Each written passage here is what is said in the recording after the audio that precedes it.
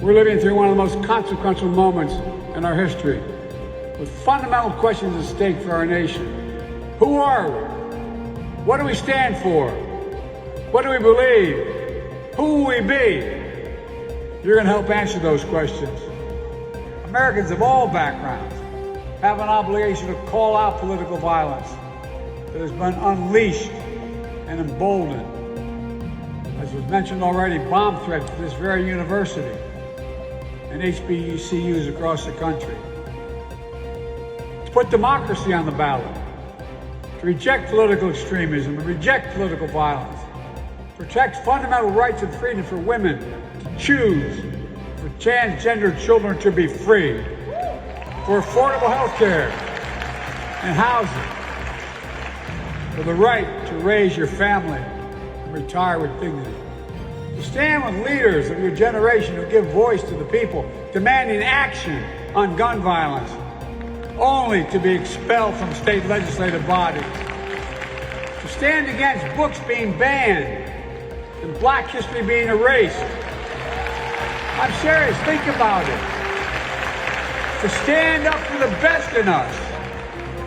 Today I come here to Howard to continue the work to redeem the soul of this nation.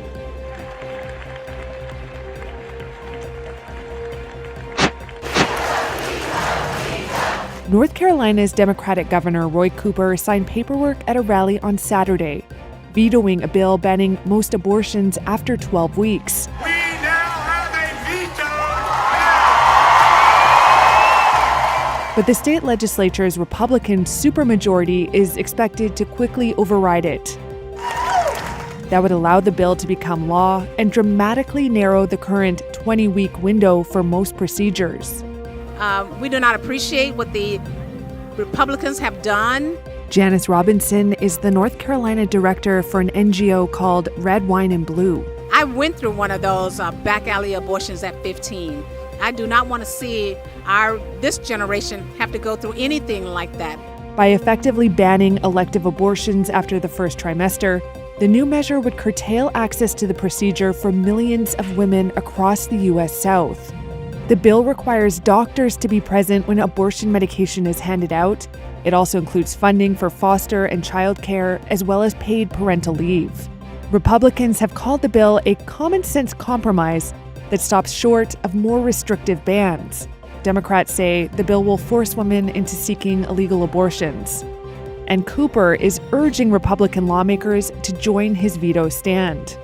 One anti-abortion group described that effort as a fool's errand.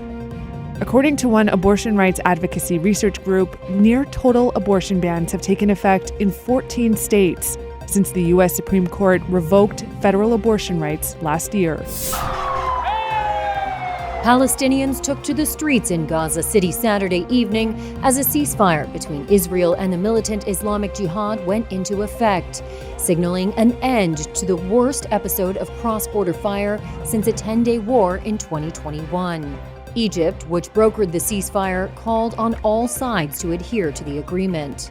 Islamic Jihad and Israeli officials confirmed a truce had been reached.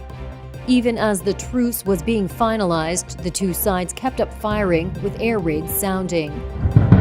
Israel launched the latest round of airstrikes in the early hours of Tuesday, announcing that it was targeting Islamic Jihad commanders who had planned attacks in Israel. In response, the Iranian-backed group fired more than 1,000 rockets, sending Israelis fleeing into bomb shelters. During the 5 days of the campaign, Israel killed 6 senior Islamic Jihad commanders and destroyed a number of military installations. But at least 10 civilians, including women and children, were also killed in Gaza during the fighting, and 2 people, an Israeli woman and a Palestinian laborer, were killed by Palestinian rocket fire in Israel.